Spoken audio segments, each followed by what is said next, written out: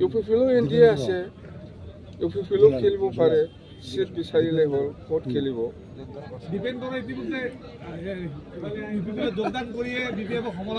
নাই ডিফেন্স বড়োতকৈ আৰু ডাঙৰ প্ৰেচিডেণ্ট কোন আছে আহিব দিয়কচোন। ডিফেন্স বড়ো আফচোচ প্ৰেচিডেণ্ট হয়, সি বড়ো জাতীয় ছাত্ৰ সন্থাৰ প্ৰেচিডেণ্ট হয়। এতিয়া বড়ো জাতীয় ছাত্ৰ সন্থা হিচাপে ৰিজাইন দিছে, ইয়াত নাথাকিম। এতিয়া ইলেকশ্যন খেলিব, কোনে ভোট দিব, ভোট কোনে দিব? সি যদি কাম কৰে এই বড়ো সমাজৰ কাৰণেহে কাম কৰিব। কোনোবা অসমীয়া, কোনোবা বাঙালী, কোনোবা মুছলিমৰ কাৰণে কাম কৰিব পাৰিব জানো? সি হ'ল একজন বড়ো জাতীয় ছাত্ৰ সন্থাৰ প্ৰেচিডেণ্ট হয়। সি যদি কাম কৰে বড়ো জাতিৰ কাৰণেহে কাম কৰিব, অকল বড়ো জাতিৰ কাৰণেহে।